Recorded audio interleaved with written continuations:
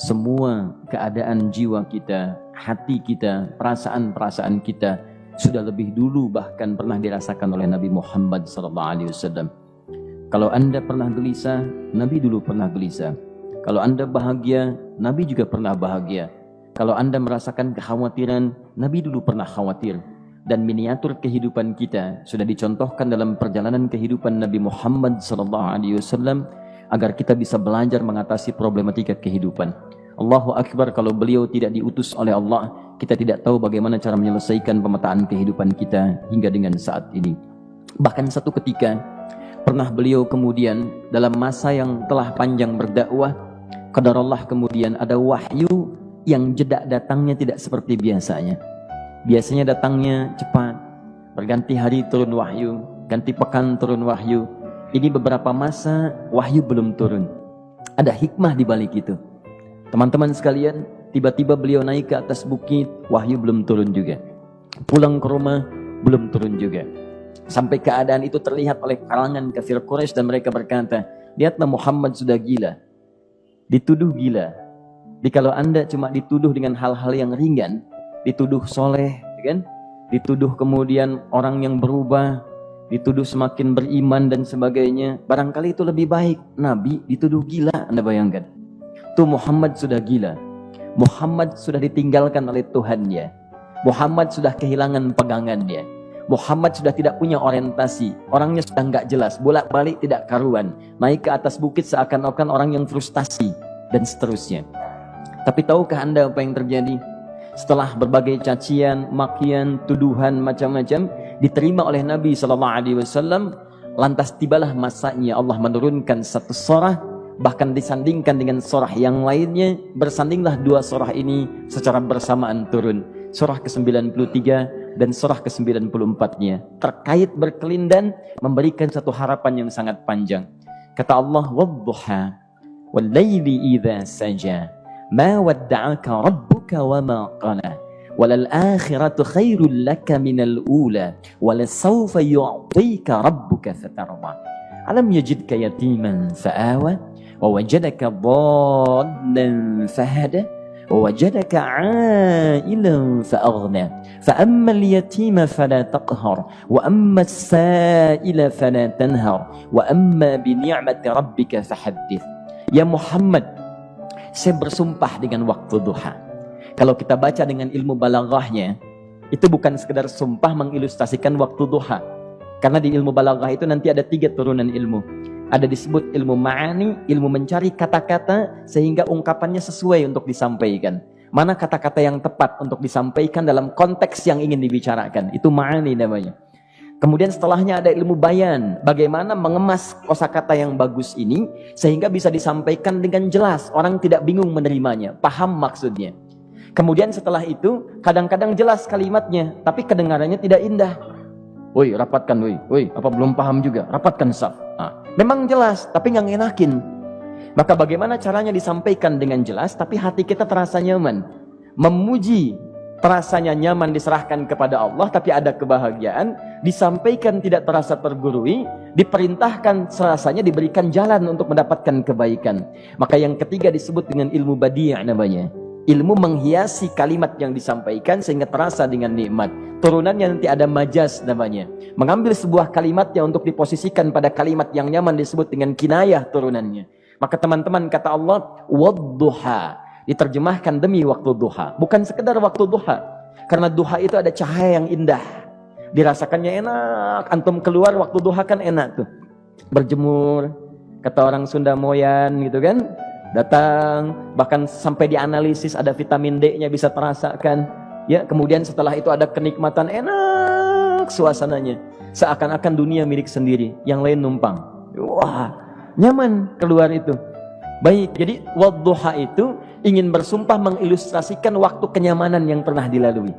Kalau dalam bahasa tafsir yang luasnya, saya bersumpah Muhammad, demi segala kenikmatan yang pernah engkau rasakan dalam hidupmu, seperti engkau merasakan cahaya duha itu. Engkau pernah senang, saya bersumpah dengan kesenanganmu. Engkau pernah tenang, saya bersumpah dengan ketenanganmu. Engkau pernah nyaman, saya bersumpah dengan kenyamanan yang pernah engkau rasakan. Wal laili idza saja. Dan aku pun bersumpah demi gelapnya malam. Demikian terjemahannya. Bukan sekedar gelapnya malam, saja itu sesuatu yang pekat. Ya, ini belakang kelihatan agak gelap nih. Untuk memberikan proyek, kesini aja Pak, saya cuma ngasih contoh ini. Contoh, saya bukan mengeluh, bukan, ingin memberi contoh. Ya, contoh pada ilustrasi yang mau saya sampaikan. Nggak apa-apa, biarkan saja. Saya mau contoh kasih kata saja. Ya, ini belakang agak gelap untuk memproyeksikan cahaya ke sini. Tapi yang mau saya sampaikan, kalau gelapnya begitu pekat, semua cahaya ini nggak ada. Cahaya nggak ada nih, sama sekali tidak kelihatan. Saya mau tanya pada Anda, beraktivitasnya mudah atau sulit? Mudah nggak menemukan sendal Anda di luar? Belum tentu. Menemukan jalan keluar pun belum tentu mudah. Anda mesti meraba-raba jalan. Anda mesti kemudian melihat sesuatu dengan pandangan mata hati Anda. Raba, dan sebagainya. Sampai menemukan jalan itu pun belum tentu benar. Itulah yang disebut dengan gelapnya malam saja pekat. Kadang-kadang ada orang yang menghadapi satu kesulitan yang pekat, suasananya siang, cuman karena masalahnya begitu pekat seakan-akan membuat diri dia gelap. Jalan susah, limbung gitu. Kenapa gelap ya? Padahal terang. Karena masalah menggelimuti dirinya seakan-akan dia diselimuti masalah yang gelap. Bimbang dia, makan gak enak, minum gak nyaman, dan seterusnya. Ya, biasanya makan ayam tenang, ini dikasih yang lebih enak juga rasanya pahit, gak enak zamannya. Maka kalau kita ilustrasikan dalam suasana tadi Muhammad, saya bersumpah, engkau pernah hidup nyaman, ataupun engkau mengalami masalah yang sangat pekat dalam kehidupan. Engkau alami sesuatu yang dahsyat, sampai engkau bingung, bimbang, pekat, mereka menuduhmu dengan macam-macam. Ma wadda'aka rabbuka wa ma qala. Saya pastikan kepadamu, dalam keadaan nyamanmu seperti dulu, ataupun engkau bimbang seperti sekarang, Tuhanmu tidak akan pernah meninggalkanmu ataupun menuduhmu gila. Orang-orang yang dekat dengan Allah Subhanahu wa ta'ala, maka Allah akan menjaganya, baik dalam keadaan yang tenang dan nyaman, ataupun dalam kesulitan yang luar biasa. Walal akhiratu khairul laka minal ula. Nanti saya akan tunjukkan kepadamu, jika kamu telah tabah dan sabar menerima cacian mereka, menerima tuduhan mereka, nggak apa-apa, ini kan muqaddimah. Masa kamu masih panjang. Kamu masih panjang dalam berdakwah, kehidupan kamu masih panjang membawa tugas dan misi. Kalau kamu belum bersabar pada yang sekarang, bagaimana dengan yang di masa depan? Tapi saya pastikan kepadamu, jangankan yang seperti ini, masalah pekat yang paling hebat pun kamu akan hadapi, yang membuat kamu sedemikian sulit lebih daripada ini, yakinkan pada jiwamu, aku tidak akan pernah meninggalkanmu. Ini prinsip dalam kehidupan kita. Jika Anda menggantungkan hidup kepada Allah, Anda bersandar dengan baik kepada Allah, maka ayat ini akan mengatakan, teman-teman sekalian, Allah tidak akan pernah meninggalkan Anda dalam setiap kehidupan Anda. Nanti, sekarang perjuangan. Kata Allah, walal akhiratu khairul laka minal ula. Nanti saat kamu tiba di akhirat, saya akan tunjukkan kepadamu ada yang lebih hebat yang tidak pernah engkau rasakan sebelumnya saat di bumi. Tidak akan ada lagi kesulitan yang kamu hadapi. Tidak akan ada lagi cacian yang kamu kemudian hadapi. Tidak ada lagi kemudian tuduhan yang kemudian kamu rasakan. Aku akan berikan apapun yang kamu inginkan sampai kamu puas. Wala sawfa yu'tika rabbuka fatarallah. Nanti kamu pengen apapun, aku berikan. Kalau saufa masih ada jeda, ya. Kalau bahasanya wa yu'tika mungkin seketika. Tapi ketika mengatakan saufa, artinya bukan saat ini Muhammad. Sekarang pun aku berikan, tapi nanti yang di akhirat aku berikan sampai kamu merasa puas. Ayo minta apa saja. Hadir, hadir, hadir, hadir. Tapi yang paling indah, kalau kamu tidak percaya, alam yajidka yatiman fa'awa. Cobalah ingat, kalau sekarang sedang susah, coba ingat dulu. Bukankah saat kamu yatim, aku yang merawat sampai kamu tidak merasakan kegelisahan itu? Lahir bapak tidak ada, aku cukupkan dengan kakek. Kakek meninggal, aku hadirkan ibu dan paman hadir di sekitaranmu. Ibu meninggal, ada kakek. Kakek meninggal, ada paman. Dan Khadijah hadir di sekitaranmu. Bukankah aku rawat pada saat itu? Wajadaka dhallan fahada. Kamu sedang bingung, sedang susah, bukankah sering aku berikan petunjuk kepadamu? Wajadaka ailan fa'aghna. Kamu merasakan kesulitan, lahir dalam keadaan yatim, tidak ada pendukung, maka aku jadikan kaya. Bukankah saat kamu menikah dengan Khadijah, aku tambahkan lagi pendukung untuk misi dakwahmu? Ini pesan dalam Al-Quran. Kalau Anda sedang merasa susah, kalau ingin menenangkan diri, ingat-ingat yang baik-baik yang dulu. Kalau Anda sedang jatuh dalam bisnis, ingat-ingat saat Anda meningkat dalam bisnis Anda. Allah tidak pernah tinggalkan Anda. Mungkin ini ujian untuk membuat Anda lebih hebat lagi di masa depan. Kalau Anda tidak tahan bantingan yang sekarang, bagaimana Anda bisa mengatasi pelintiran yang akan datang? Karena dalam kehidupan bukan cuma dibanting. Anda mungkin mengalami penyingkiran, penyungkuran, lipatan, guntingan, bantingan, macam-macam. Jikalau satu gaya belum bisa Anda atasi, bagaimana Anda bisa berharap mendapatkan turunan yang lainnya? Selalu ingat bahwa jika hidup Anda ingin tampil gaya, Anda harus merasakan tekanan dalam kehidupan. Karena F selalu berbanding lurus dengan P, hukum Pascalnya. Gaya berbanding lurus dengan tekanan. Orang yang ingin tampil gaya dalam kehidupan, maka dia mesti siap menghadapi tantangan-tantangan hidup yang diatasi. Turun ayat sampai ujungnya. Jikalau kamu sudah begini lagi, jangan pernah kamu membentak orang lain. Jangan pernah merendahkan orang lain. Karena Allah pun menjaga setiap hamba sepanjang ia mendekat kepadamu. Setelah itulah turun kemudian surah Al-Insyirah. Alam nashrah lakas sadra. Antum kenal Nabi Musa? Baik. Tapi agak lumayan lah. Tadi saya di Soreang kenal Fir'aun. Di sini Musa. Baik, alhamdulillah. Perhatikan ya, dahsyatnya pemberian Allah kepada Nabi Muhammad SAW. Nabi Musa alaihi salam, dan sering kali kita bacakan untuk memohon kepada Allah. Rabbi syrahli sadri. Perhatikan baik-baik.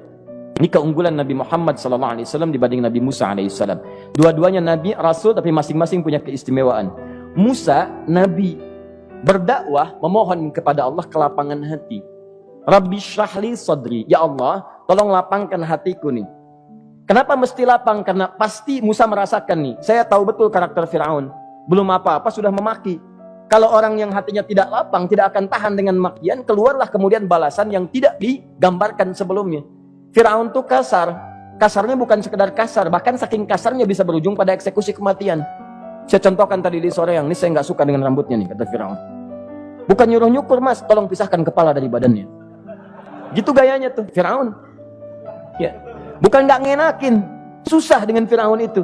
Jadi kalau belum apa-apa datang Musa ke situ, hatinya tidak seluas samudra, hatinya tidak lapang, cuman seluas gelas, tidak akan sabar menerima cacian Fir'aun. Begitu datang dicaci, dasar anak gak tahu diri, gak tahu malu, sudah saya rawat begini.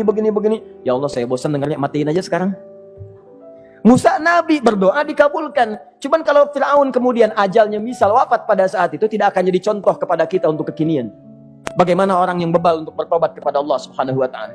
Bagaimana penyimpangan dalam kedudukan. Bagaimana dia kemudian akrab dengan pengusaha yang gelap. Di pengusaha gelap berpartner dengan penguasa zalim. Sudah ada dari dulu. Pengusahanya disebut dengan Qarun. Kemudian mohon maaf, ya, yang pemimpinnya disebut dengan Fir'aun. Tokoh intelektualnya disebut dengan Haman. Makanya cerita ini komplit di Quran. Sudah ada.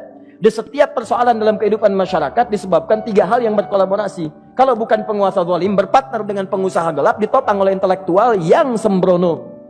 Itu persoalan. Jadi kalau ada sekarang intelektual menyalahgunakan kepintarannya, dia terlambat, sudah ada Haman dulu. Dan gak usah bersaing, dia bisa bikin piramida, Anda belum tentu bisa membuatnya. Kalah Anda, masih kalah hebat. Ya, jadi kalau dititipkan sesuatu jangan disimpangkan.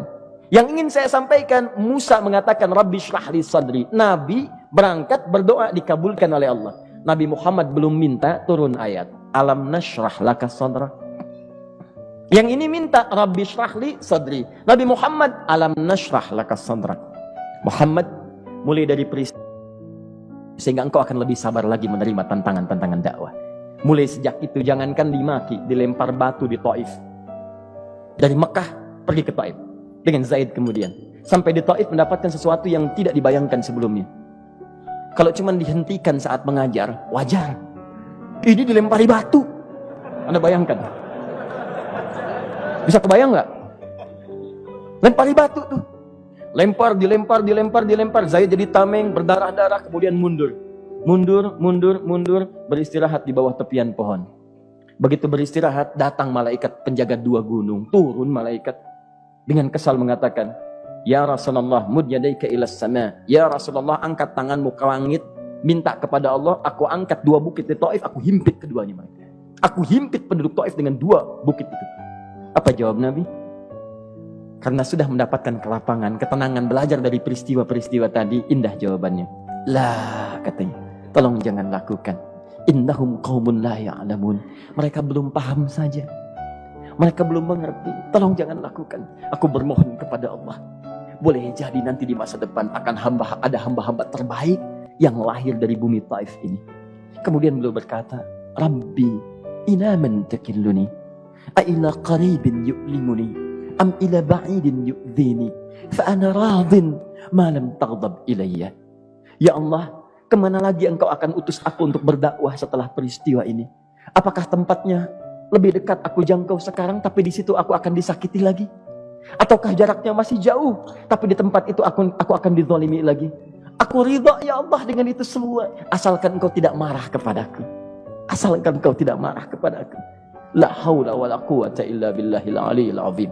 Begitu kelapangan itu muncul, ridha dengan ketetapan dan siap, tabah, kuat, hadir dalam jiwanya. Tiba-tiba turun undangan, tunaikan Isra dan Mi'raj. Diangkat statusnya, naik mendekat kepada Allah Subhanahu wa taala. Dihilangkan bebannya, wa wada'na anka wizrak alladzi anqadha dhahrak. Itu hikmah, teman-teman. Barangkali kalau antum saat ini datang ke masjid ini untuk kajian, sedang bawa beban, ada kesulitan, penuh dengan macam-macam, barangkali dibacakan surat Ad-Duha tadi untuk memberikan harapan kepada Anda. Ini bukan PHP, karena ini bukan masalah urusan manusia. Ini adalah janji yang tidak akan pernah diingkari. Innallaha la